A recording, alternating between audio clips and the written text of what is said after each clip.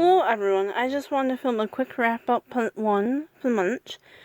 I am plucking away and I figured I have enough books to talk about right now. One of the first ones I finished was Autobiography by Christina Lauren. And this one is different from the other ones because it's young adult. And also because it focuses on two guys, mainly two guys. Tannen, he is a senior in school, he's taking a seminar in the class, and then Sebastian, who's a little bit older, and Tannen is bisexual,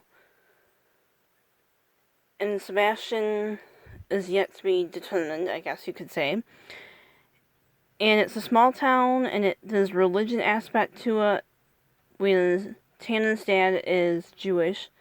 Isn't mentioned too much, but then the main thing is it's a town that's really big on women, and Sebastian's women. So that's tread lightly.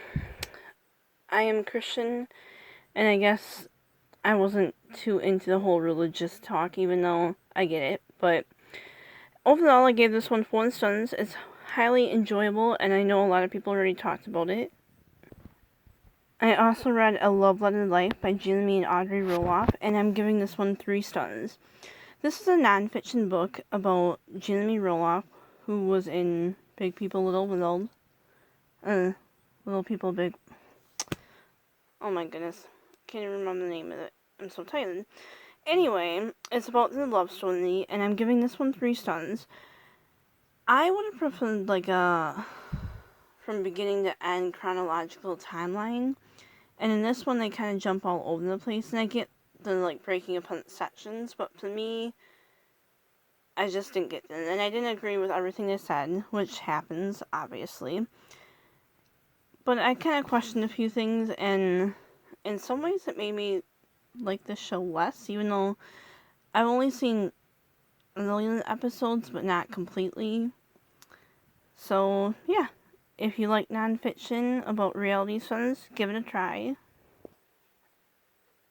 I also read Vanity by Colleen Hoover, and this one, definitely a twist on her other ones. This is more like a thriller, which I thought was quite interesting. The main character, Lowen, she is an author, and she ends up going to stay with Jeremy and Vanity.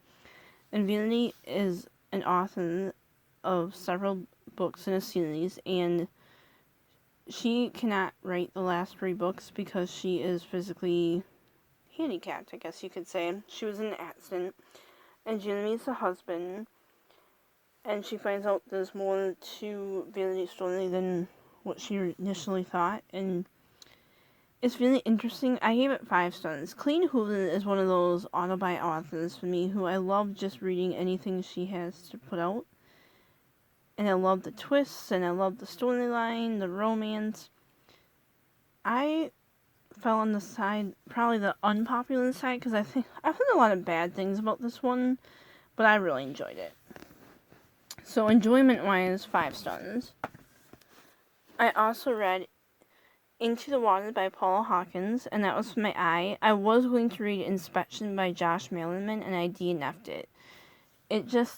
It was boring. I didn't like how the character names were just one single letter, and that was more confusing and didn't stick in my mind. So I picked up this one instead, and I heard a lot of bad things about this one, so I wanted to wait until the hype was over and give it my own thoughts. And in this one, Jules comes back to her hometown because her sister Nell drowned in the water, and she has to come home, identify the body, and take care of her niece Lena. And Lena's best friend Katie committed suicide in that same body of water. It's a small town thriller-esque thing, and I liked it. I wanted to keep reading it and find out what happened. It didn't blow me away, but I still enjoyed it, so I gave it 3 stars. I also read The Jewel by Amy Ewing, and this is a dystopian in which Violet is just one of the surrogates. She took a blood test when she was younger than she was required to, and labeled as a surrogate because the royalty cannot bear their own children.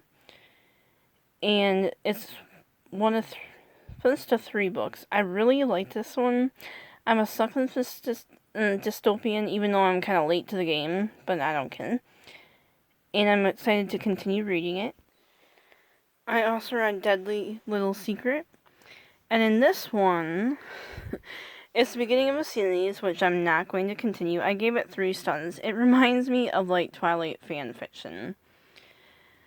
The main character is Camila, and this mysterious man and boy, Ben, moves to town, and there's a rumor that he killed his ex-girlfriend. So, of course, she falls in love with him, and like Edward, he does this thing with touch, and if he touches you, like, intimately, he can see into the future, or even sometimes in the past, and he sees that she is going to die, so he tries to help her, and it's just, every time I read it, like, there's a whole science lab partner thing, and just gave me Twilight vibes in that aspect.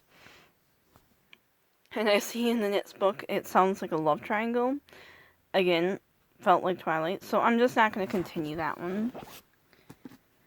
For the C, I was going to read Caroline Revisited, and that was Caroline from Little House on the Prairie, but I DNF'd it because it was talking about bowel movements, and it just emotionally disconnected. So instead, I picked up Come Tumbling Down by Seanan McGuire, and that's part of the Wayward Children series, and I liked it better than I thought I would. Some of the last few books I just didn't care for it, but this one I gave 3 stars.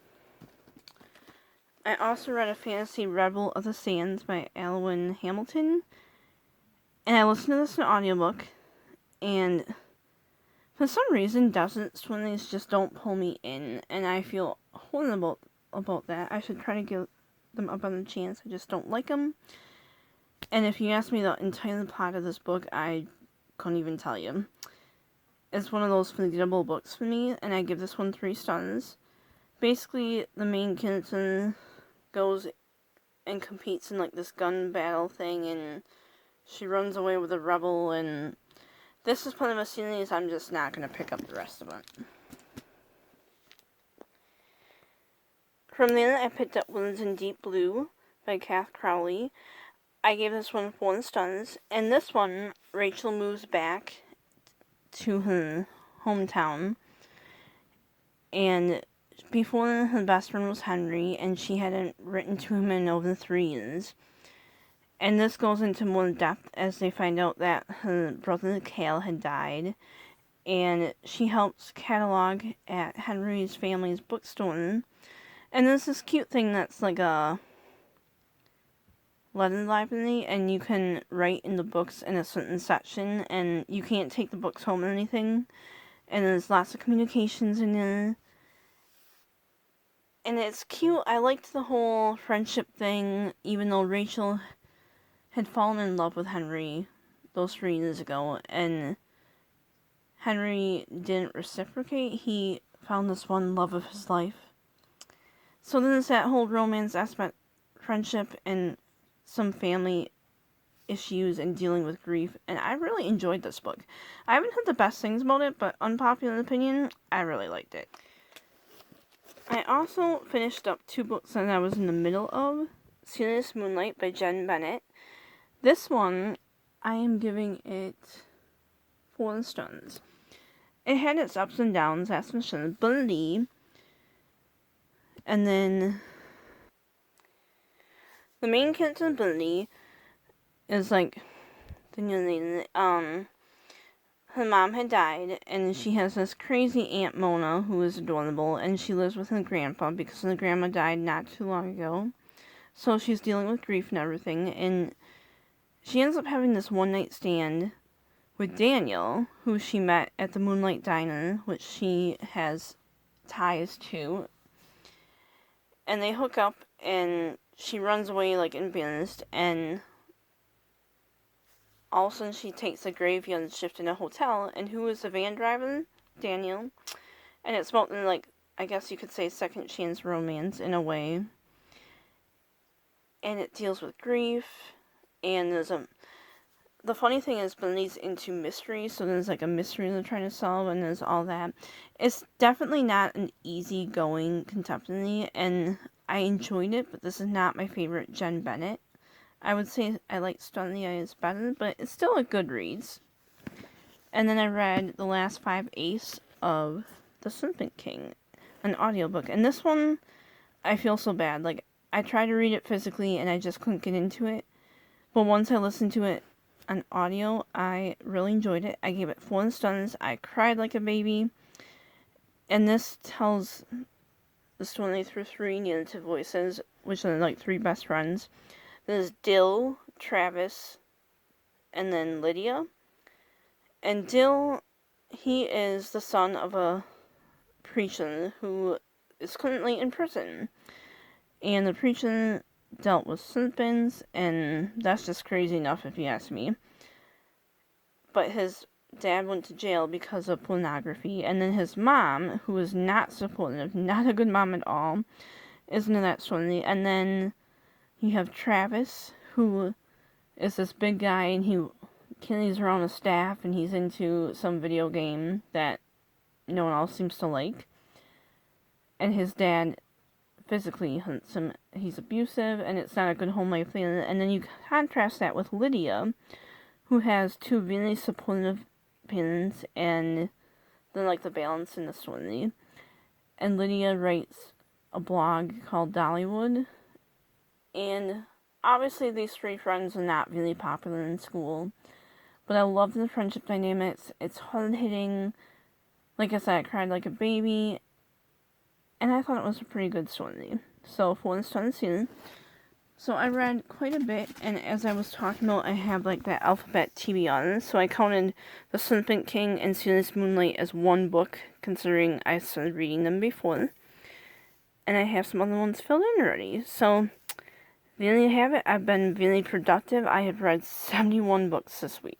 No, 72 books this year. Craziness. How's the reading going? Thanks for watching and have a great day.